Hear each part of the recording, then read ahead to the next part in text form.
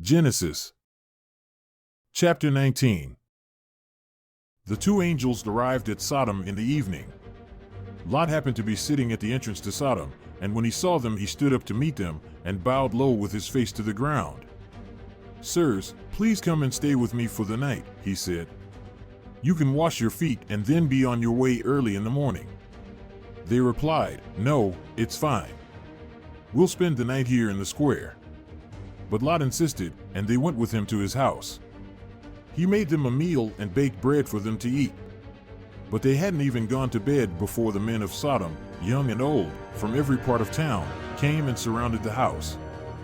They shouted out to Lot, "Where are the men who came to stay with you tonight? Bring them out here to us so we can have sex with them." Lot went out to talk to them in the doorway, closing the door behind him. "My friends, please don't do such an evil thing. Listen, I've got 2 virgin daughters. Let me bring them out to you, and you can do to them whatever you want, but please don't do anything to these men. It's my responsibility to look after them." "Out of our way," they shouted. "Who do you think you are, coming to live here and now trying to judge us? We'll do even worse things to you than we were going to do to these men." They rushed forward at Lot and tried to break down the door. But the men inside reached out and grabbed Lot, dragged him inside, and slammed the door shut. Then they made all the men in the doorway, young and old, suddenly go blind so they couldn't find the door. The 2 men asked Lot, "Is there anyone else here who's part of your family, sons-in-law, or sons or daughters, or anyone else in the town? If there are, make sure they leave, because we are about to destroy this place. The complaints that have reached the Lord about its people have become so bad that he has sent us to destroy it."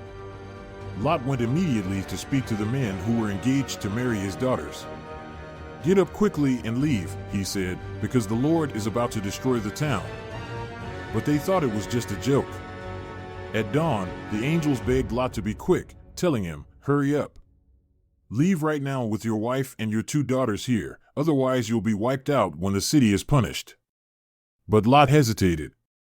The men grabbed his hand, and those of his wife and 2 daughters, and dragged them along, leaving them outside the town. The Lord was kind to them to do this. As soon as they were outside, one of the men said, "Run for your lives. Don't look back, and don't stop anywhere in the valley.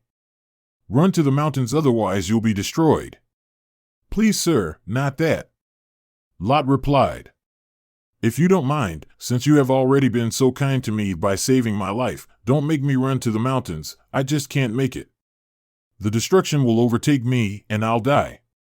Look, there's a town nearby that's close enough to run to, and it's so small. Please let me run there. It's really very small. It would save my life." "Fine, I'll do as you ask," he replied. "I won't destroy this town you've mentioned.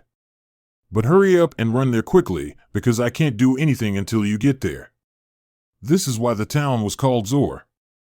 The sun had already risen by the time Lot reached Zor.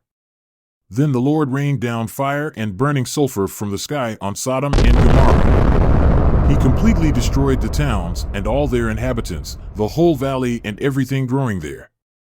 But Lot's wife, who was lagging behind, looked back, and she turned into a pillar of salt.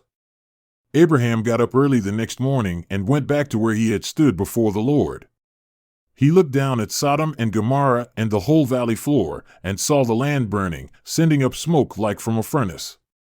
When God destroyed the towns of the valley, he didn't forget the promise he made Abraham, and he saved Lot from the destruction of the towns where Lot was living.